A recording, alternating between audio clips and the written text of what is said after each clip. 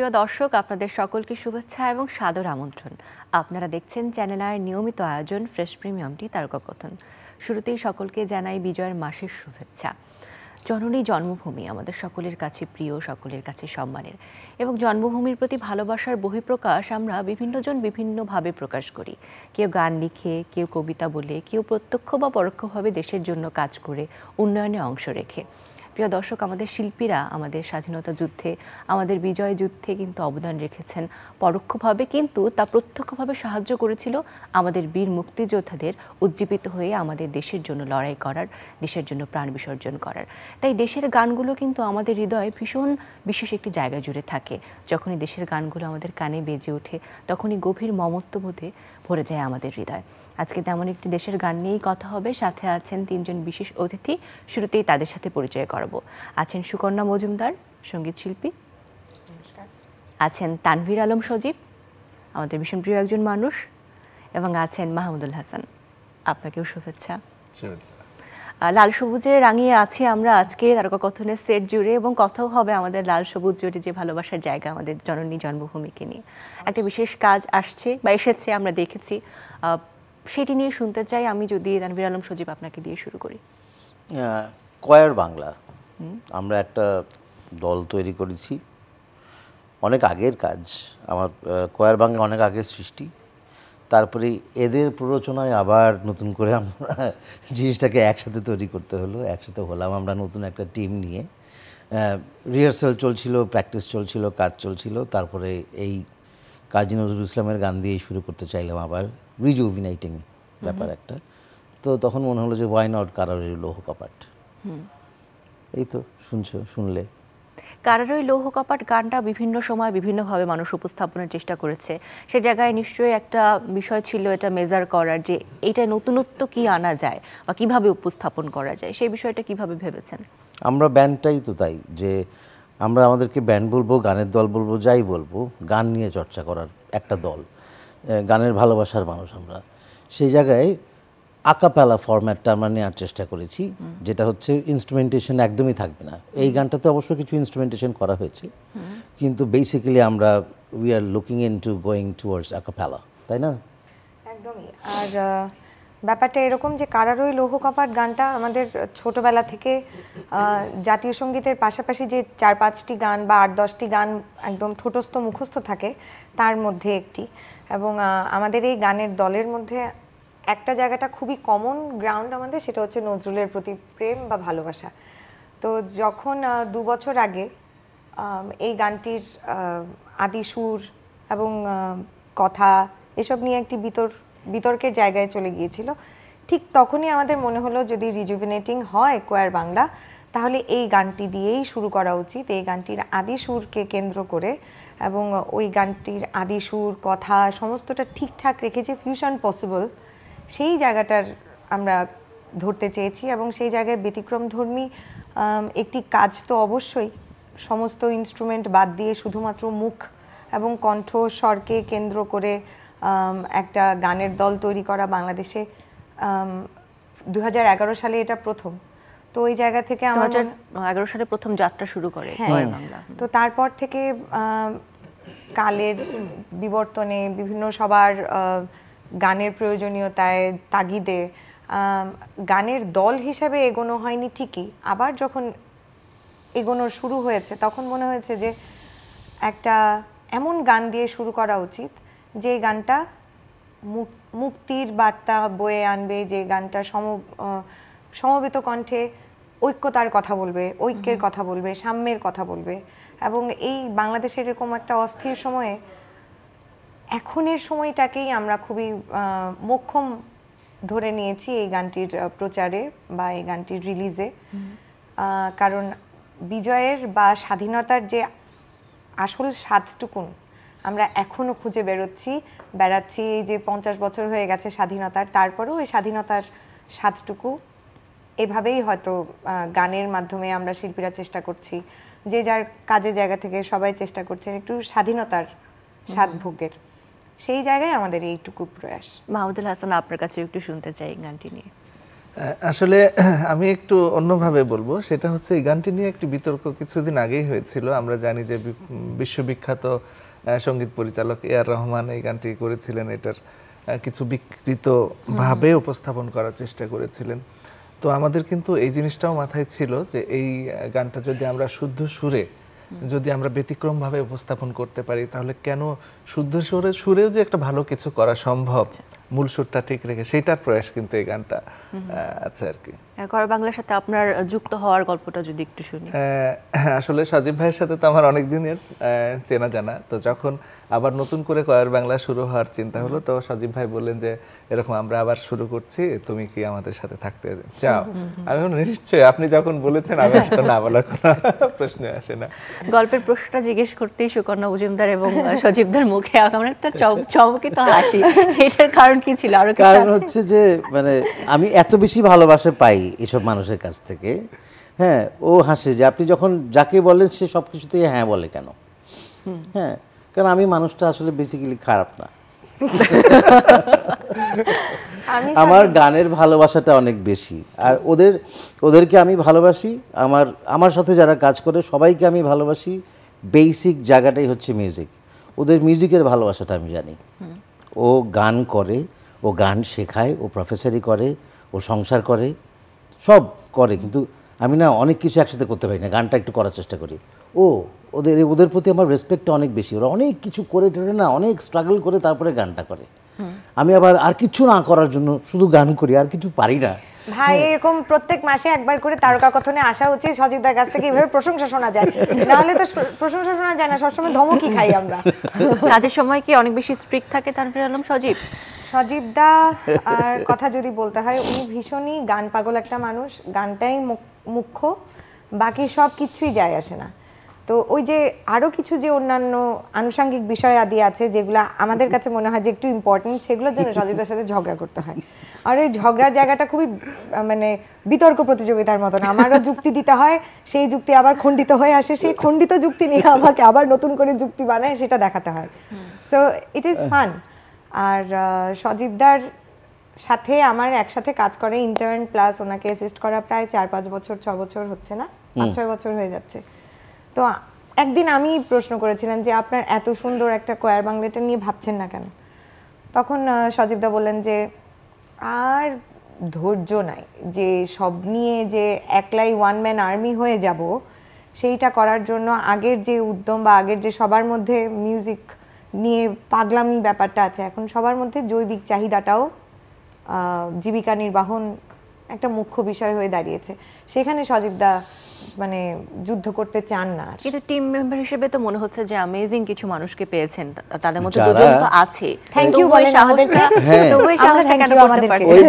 ওই কারণটা হচ্ছে যে সবাই যার যার জায়গায় প্রতিষ্ঠিত। এই যে টিমটা তৈরি করেছি, সেখানে যে যার জায়গায় প্রতিষ্ঠিত শিল্পী হিসেবে এবং কাজ করে এসে এই জায়গায় দাঁড়িয়েছে। হ্যাঁ, তাদের খোরাকের জায়গাটা নেই আমাদের সবারই।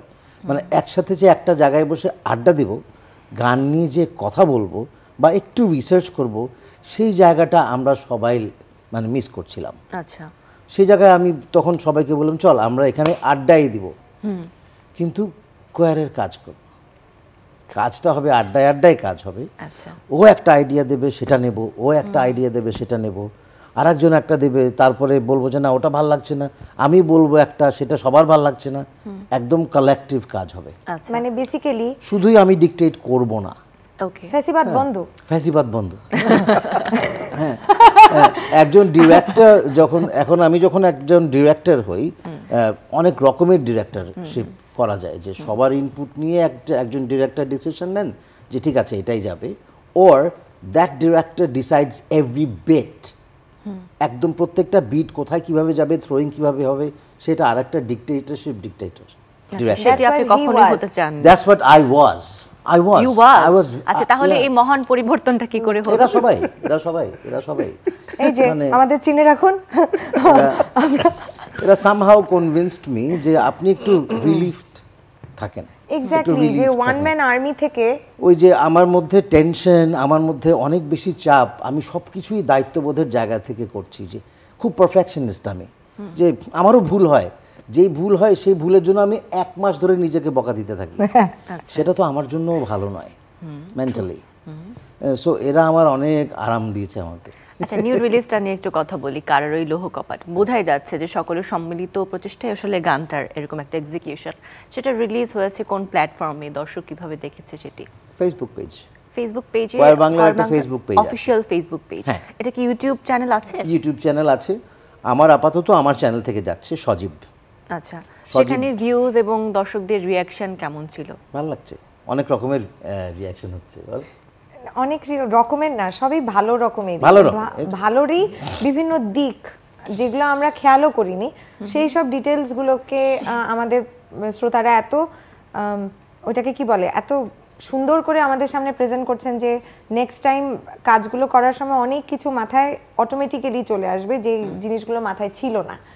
যেমন এই গানটির মিউজিক ভিডিও থেকে শুরু করে রেকর্ডিং, আমাদের ড্রেস প্ল্যান, আমাদের অমুক তমুক সমস্ত কিছু যা যা টেকনিক্যালিটি, আমরা 2 বছর ধরে এটার পেছনে খাটছি। Every single day. একটা গানের জন্য 2 বছর? একটা গানের জন্য নয়, আমরা একসাথে 4টা-5টা গান নিয়ে ভাবছি। আমাদের আরেকটা গান পাইপলাইনে আছে, খুব তাড়াতাড়ি রিলিজ দিব এটা ভাবছি। এর মাঝখানে আবার গত পরশুদিন আরেকটা আইডিয়া ঢুকে গেল যে না, ওই গানটা থাক যেটা রেডি হচ্ছে, আমরা আরেকটা নতুন গান করব যেটা ফেব্রুয়ারি মাসে হোপফুলি রিলিজ দিতে পারবো। তো তখন মানে ফেব্রুয়ারিকে মাথায় রেখে, সো নিজেদেরকে নিজেরা চ্যালেঞ্জ করার একটা জায়গা থাকে। তো আমরা ভীষণ স্পন্টেনিয়াস, ওই স্পন্টিনিটির কারণে আমরা আবার 2 বছর লেটও করে ফেললাম। গানটা 2 বছর আগেই বের করার কথা, কিন্তু ওই যে পারফেকশনিস্ট আমরা প্রত্যেকেই প্রত্যেকের জায়গা থেকে, হাসান ভাইও পারফেকশনিস্ট, আমিও পারফেকশনিস্ট, এবং আমাদের গ্রুপে যে 10টা মানুষ আছে, 11টা মানুষ আছে, তারা প্রত্যেকেই পারফেকশনিস্ট। সেই জায়গা থেকে সজিবদাকে আমি বলেছিলাম যে এবার you can relax a bit, we all perfectionist আর ইন দ্য সেম রুফ। আপনি একটু আপনার মতন আরাম করে থাকেন, আপনি বলে দেন আপনার ভিশনটা কি, আমরা দায়িত্ব নিয়ে নিচ্ছি। আচ্ছা, গত কোয়ার বাংলার এই একটা হিন্ডারই আমার কাছে মানে অনেক বড় হিন্ডার মনে হয়েছে যে সমস্ত কাজই সজিবদা করছেন। তো যারা কয়ারের সাথে যুক্ত ছিলেন তারা আসলে সজিবদার অ্যাবসেন্সে কি করতে হবে সেটা বুঝতে পারছিলেন না, বা ভয়ও একটা কাজ করেছে এটাতে, আমি শিওর। আর তখন যারা ছিল তখন তারাও সবাই স্টুডেন্টস। আচ্ছা, ওই আমার সাথে তাদের হয়তো আমি খুব ফ্রেন্ডলি, কিন্তু কাজ করতে গিয়ে হঠাৎ সিরিয়াস হয়ে যাচ্ছি, মানে একটু আগেই যে আমি ছিলাম সেই আমি তো নাই কাজ করতে গিয়ে। হ্যাঁ, আমি সবাইকে চার্ট লিখে দিচ্ছি, সবাইকেই চার্টশিট লিখে দিয়ে মুখস্থ করিয়ে, সে কোথায় বিট দেবে আর কোথায় হুঁক করবে আর কত জোরে হুঁকটা করবে সেটাও আমি বলে দিতাম, ভুলটা আমার কানে আসতো। আচ্ছা, তাহলে সেই ভয়টা হয়তো ছিল। সো ওই ভয় কাটাতে কাটাতে ওরা যে আরো অন্যান্য কাজ করবে সেটা হয়তো। আচ্ছা, কাজের গল্প যখন শুনছি এবং কারার ওই লৌহ কপাট নিয়েও শুনছিলাম, তার কিছু অংশ আমরা দর্শকদের নিয়ে দেখে আসি। চলুন প্রিয় দর্শক।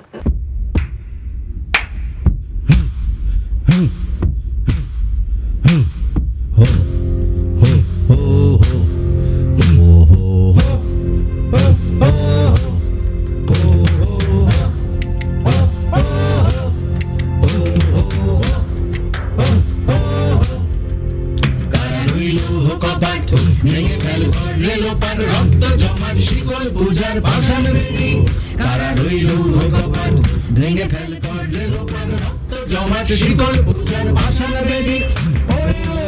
নিশান বাজা তোর প্রলয় বিষাণ, ধ্বংস নিশান উলুক প্রাচীর প্রাচীর ভেদি। ওরে ও তরু নিশান বাজা তোর প্রলয় বিষাণ, ধ্বংস নিশান উলুক প্রাচীর প্রাচীর ভেদি। কারা রইল কপাট ভেঙে ফেল করলে লোপাট, রক্ত জমাট শিকল পূজার পাষাণ বেদি।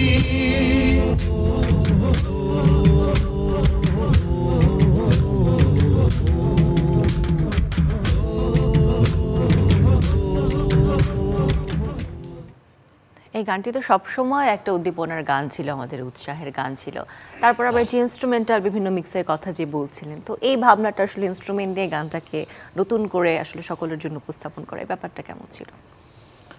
ওই যে অন্যরকম করার চেষ্টা, ওইখান থেকে ইনস্ট্রুমেন্টগুলো ভীষণ কিন্তু খেলনার মতো মনে হলো। আসলে কি ছিল প্রত্যেকটা ইনস্ট্রুমেন্ট? একটা আমার ওইটাই বলছি, ওগুলো শেকার, একটা শেকার, একটা ট্যাম্বোরিন, স্টুডিওতে যা ছিল আমি তুই এটা বাজা, তুই এটা টুকটুক কর, আমি ডাফটা বাজাচ্ছি, আচ্ছা। ডাফটা তো হাত দিয়ে বাজায়, সেখানে আমি ডাফের স্টিক নিয়ে একদম ঢাকের মতন আওয়াজ হয়েছে, আমাদের সবারই ভালো লেগেছে। আচ্ছা, চলো, এই আমরা প্রত্যেকে কিছু না কিছু ইনস্ট্রুমেন্ট বাজাতে জানতে হবে, ওই জায়গাটার ইজ ম্যান্ডেটরি ইন কোয়ার বাংলা। সকল মিউজিশিয়ানদের ক্ষেত্রে কিন্তু এটা থাকে না। হ্যাঁ, আমাদের সিঙ্গারদের সিঙ্গারদের exactly। কিছু একটা বাজিয়ে গান গাওয়া, দেখা যায় যে সেটা তার যন্ত্র হয়, আর তা না হলে তানপুরা হয়, তার যন্ত্রই বেসিক্যালি। কিন্তু রিদমের কোনো একটা জিনিস বাজিয়ে একটা পুরো দল এরকম করে গাইছে, প্রত্যেকেই কিছু না কিছু বাজাচ্ছে, সেইটা বাংলাদেশে এক দুটা হাতে গোনা ব্যান্ড ছাড়া খুব একটা নেই। আর সেখানে গাইছি পুরো ব্যাপারটাই আকাপেলার মতন, পুরো ব্যাপারটাই কোনো বেস গিটার নেই, কোনো গিটার বাজছে না, কোনো কিবোর্ড বাজছে না, সব মুখ দিয়ে করছি, প্লাস হাতে বাজাচ্ছি as the rhythm sections. So এই জিনিসটা আসলে ইউনিক বলে মনে হয়েছে প্রত্যেকের, এবং আমরা জিনিসটাকে চ্যালেঞ্জ করে নিয়েছি, কারণ আমরা প্রত্যেকে তালি দিয়ে গান গাই। যারা ক্লাসিক্যাল বা শুদ্ধ সঙ্গীত করেছি আমরা মোটামুটি তালি খালি দিয়ে গান গাই হাতে, কিন্তু এখন হাতে শেকার উঠে গেল, এবার ঠিকঠাক করে বাজে না, বাজছে না, ওই আবার আমরা সারগাম বলছি, আবার তবলার বোল বলছি, সেটা আবার সুরে বলছি কিনা, আশেপাশে সবাই এক একজন এক এক সুরে গাইছেন, আমি আমার সুরটা ঠিক ধরে রাখতে পারছি কিনা, অনেক রকমের চ্যালেঞ্জ আছে। আর we love challenges as singers, মানে প্রতিনিয়ত নিজেকে ভাঙতে পারার যে একটা আনন্দ, সেটাই মনে হয় আমাদের শিল্পর দিকে একটু একটু করে এগিয়ে নিয়ে যাচ্ছে, আমাদেরকে একটু একটু করে শিল্পী বানাচ্ছে হয়তো। মাহমুদুল হাসানের ক্ষেত্রে কি বলবেন? মনে হচ্ছিল যে স্ট্রাগলিং পিরিয়ডটাও মনে পড়ে গেল, যে পারফেকশনিস্ট হতে হলে পেছনে তো অনেক স্ট্রাগলের গল্পও থাকে, তো সেগুলো মনে হচ্ছে কিছু কিছু মনে পড়ে গেল আপনার? নিশ্চয়ই। যখন আমি আসলে আমাদের তো নাচের কিছু স্টেপ দিতে হতো, আমি একদমই এটাতে অভ্যস্ত, তো দেখা যাচ্ছে আমি করতে যাচ্ছি তো একটাই দুইবার হয়ে যাচ্ছে, কোনো পা একটাই, হাসান পা উঠাও, পা উঠাও, জোরে পড়বে তাহলে। তো এইগুলো নিয়ে খুব মজা হতো আমাদের, এইভাবে আসলে শিখছি।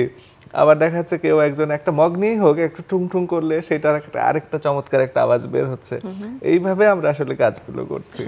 আচ্ছা, এই যে পারফেকশনের ব্যাপার যেহেতু আসলো, কি মনে হয় যে একটি গানে এত বিষয়ে নজর রাখা এবং এতটা এফোর্ট দিলে গানের কোয়ালিটির সংখ্যা কি ডিক্রিজ করে, এবং এটাতে কি আপনারা সব মানে কোয়ান্টিটির সংখ্যা ডিক্রিজ করে, কোয়ালিটিটা আপনারা অ্যাসিওর করতে চেয়েছেন সব সময় মোর দেন কোয়ান্টিটি? অফকোর্স কোয়ান্টিটি ডিক্রিজ করে, অফকোর্স কোয়ান্টিটি ডিক্রিজ করে, এবং আমরা কোয়ান্টিটি বাড়লে কোয়ালিটি ডিক্রিজ করতে বাধ্য। অনেকে কিন্তু এই বিষয়টা স্বীকার করেন না, তারা কোয়ান্টিটি দিকে ভীষণ নজর তারা হয়তো পারেন না, আমরা মেনে নিলাম যে আমরা পারি। হ্যাঁ, আমরা মেনে নিলাম যে আমরা মাসে একটার বেশি প্রোডাকশন দিতে পারবো না, বা 3 মাসে একটার বেশি প্রোডাকশন দিতে পারবো না, এটা আমরা মেনে নিলাম। এরপরে যদি বেশি দিতে পারি তো সেটা তখন তো সেটাও আরেকটা চ্যালেঞ্জ। নতুন কাজ নিয়ে কি ভাবছেন এখন? যেটি করলেন কারারই লৌহ কপাট, এটি মানুষের শোনা, কিন্তু এটা একটু ভিন্নভাবে শোনালেন, বাট নিজস্ব অরিজিনাল রিলিজ করে বাংলা থেকে, সেগুলো নিয়ে কি চিন্তা? ও গান লিখে সুর করে, আমি গান লিখে সুর করি, ইউসুফ সুর করে, হ্যাঁ, যারা আছে হাসান ভাই, হাসানও করে। সো আমরা যখন আমরা নিজেদেরকে এটা একটা প্র্যাকটিস সেশন বলে আমি মনে করি। শুরু তো করলাম সবাইকে নিয়ে, একটা নতুন টিম নিয়ে তো আমি শুরু করলাম। সো সবাইকে সবার মিউজিক্যালি বোঝারও একটা ব্যাপার আছে, কানেকশনের জায়গায় বোঝারও একটা ব্যাপার আছে। সেখানে শেয়ারিং হতে হতে ওর একটা কাজ আমার ভালো লেগে যাবে, বলবো যে এটাই করব, ওর একটা কাজ ভালো লেগে যাবে, এরপর নেক্সট প্রোডাকশন এটাই নামবে। ওইটা তো পাইপলাইনে থাকবেই, এটা তো মাথায় থাকবেই। টু বি রিয়েলি অনেস্ট, আমরা এখন অরিজিনাল ট্র্যাকের দিকে যাচ্ছি না। টু বি রিয়েলি অনেস্ট, আমরা প্রথম 5টা বা 6টা গান বা 8টাও হতে পারে, আমরা এমন গান রিলিজ করতে চাই যে গানগুলোকে, হ্যাঁ, লোকমুখে শোনা আছে, সেই গানগুলোকে কিন্তু একটু অন্যভাবে প্রেজেন্ট করা।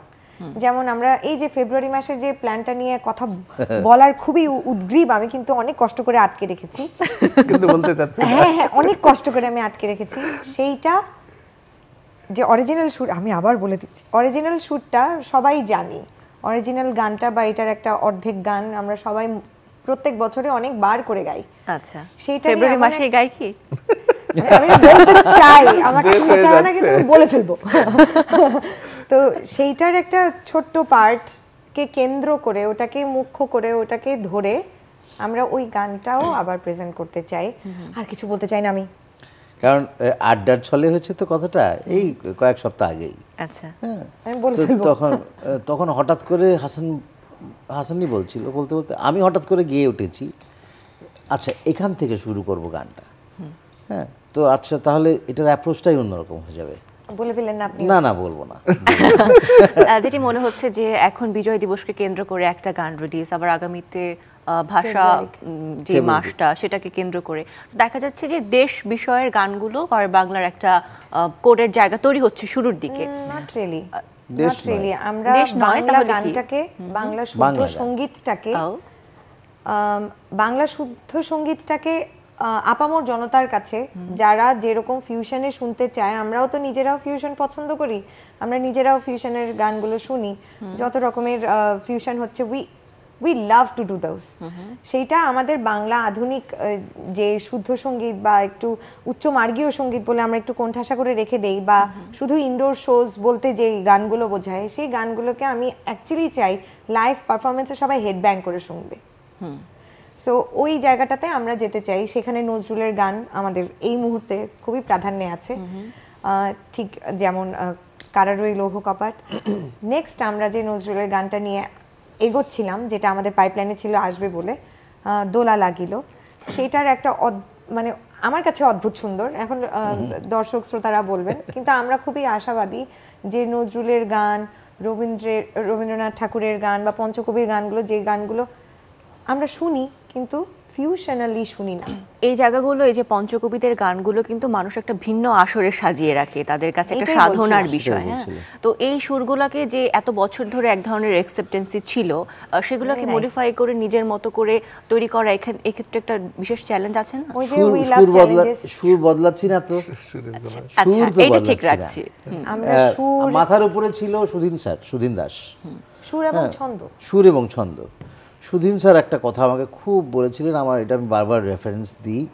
আমার খুব ভয়ে আমি যখন নজরুলের অ্যালবামটা প্রথম বের করি, best Nazrul by popular choice award পেয়েছিলাম আমি সিটিসেল তারকা কথন, সেই গানটা, অ্যালবামটা মনোচাটন। ওটা যখন আমি স্যারকে শোনালাম, মানে মাস্টার ট্র্যাকগুলো আমি স্যারকে শোনাচ্ছি, স্যার এই যে এগুলো হলো আপনি একটু শুনে বলেন, আমার ভয় লাগছে। তো ভয় লাগছে কেন তোর, কী সে? এটা হচ্ছে সুদিন স্যার। হ্যাঁ, কেন স্যার সবাই তো মানে কোন সুর ফলো করবো, সেটাই। স্যার আপনি শুনে বলেন। তুমি একদম পুরো অ্যালবামটা শুনলেন, শুনে বললেন শুন, তুই যা করছস ঠিক করছস, সুর তো বদলাস নাই, যারা বেশি জানে না তারা বেশি কথা কয়, তুই গানটা কর, কথা কইস না। এভাবেই বলেছেন। হ্যাঁ, একদম এই আমি ওনাকে কোট করছি। হ্যাঁ, তো উনি আমার নমস্য, উনি আমার মাথার উপরে একটা ছাদ ছিলেন, এখনও আমার মাথায় আছেন। যে আমাদের বয়োজ্যেষ্ঠ যারা আছেন, সাদিয়া আপা আছেন, শাকিল ভাই আছেন, সুজিত দা আছেন, ইয়াসমিন আপা আছেন, ফাতেমাতুজ জোহরা আছেন, ওনাদেরকে শুনিয়ে কিন্তু সালাউদ্দিন স্যার আছেন, ইয়াকুব আলী স্যার আছেন, ওনাদেরকে শুনিয়ে নিয়ে তারপরে কিন্তু আমরা রিলিজ করেছি, ওনারা শুনেছেন।